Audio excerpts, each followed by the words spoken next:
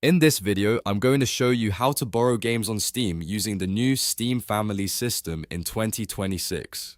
This is the updated way Steam sharing works now, and it's a lot better than the old family library sharing method because it's more flexible, easier to manage, and designed for sharing with people in your household.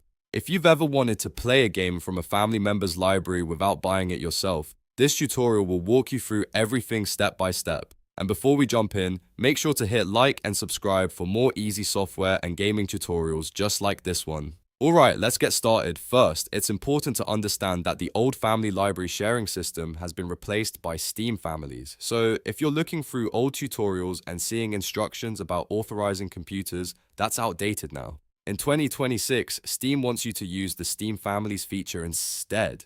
This new setup lets you share your game library with up to 5 other people in your household, which makes borrowing games much more practical. To begin, open Steam on your PC and look to the top right corner of the window. You'll see your profile name there. Click on your profile name to open the account menu, then choose Account Details. This takes you to your Steam account settings, where the family management options are located. Once you're on the account details page, look at the left sidebar and click on Family Management.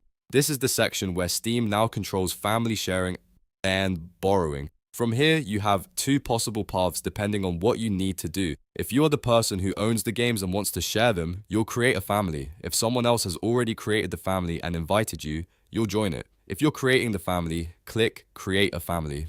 Steam will ask you to enter a name for your Steam family, so choose something simple and recognizable. After that, you can invite people. Click Invite a Member, then select the person from your friends list that you want to add. Steam will send them an invitation, and once they accept, they become part of your family group. If you've been invited instead, the process is even easier. You'll see a pending notification in Steam. Open it, review the invite, and click Accept. Once you accept, you're officially in the Steam family and can start accessing shared games, assuming they are eligible to be shared. Now here's how borrowing actually works once you're in the family. You do not have to manually request each game one by one. Steam automatically creates a shared section in your library called Family Library. This is where you'll find the games owned by other family members that are available for sharing. Just open your library tab, look for that Family Library section, and browse through the list. From there, borrowing is basically automatic. If a game is shareable, it will appear in the Family Library, and you can install it just like any other game.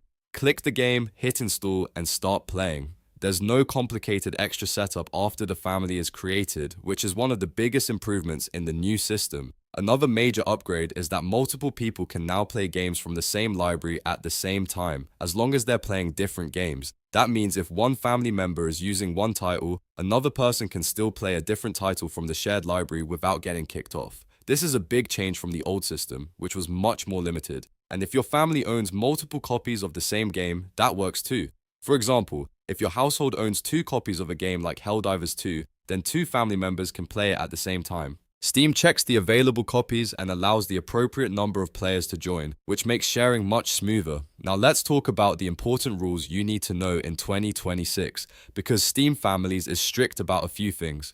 First, this system is meant for people in the same household. Steam may block access if your account region does not match the family organizer's region, or if you are not regularly using the same network. So if you're trying to join a family group from far away, that may not work. Second, there is a 1-year lockout rule. If you leave a Steam family, you must wait 1 full year from the date you joined your previous family before you can join or create a new one. That means you should be sure before leaving a family group, because it's not something you want to do casually. Third, not every game can be shared. Some developers opt out of family sharing, especially games that require third-party launchers like Ubisoft Connect or EA app integration. So if you don't see a game in the family library, that may be the reason. It doesn't always mean something is broken. Sometimes the game simply isn't eligible for sharing. And finally, this is extremely important. If someone in your family cheats while using your shared copy of a game, your account can also receive a VAC ban for that game. So only share your library with people you trust completely. This is one of those situations where Steam holds the library owner responsible too. So be careful who you add. So to quickly recap, if you want to borrow games on Steam in 2026, you need to use Steam Families. Open Steam, go to your profile, open account details, then family management, and either create or join a family. Once you're in, the shared games will appear automatically in your family library, and you can install and play eligible titles without needing the old computer authorization system. If this tutorial helped you out, please hit the like button and subscribe for more clear, updated guides like this one. It really helps the channel grow, and it also tells me to make more step-by-step videos like this in the future. Thanks for watching, and I'll see you in the next one.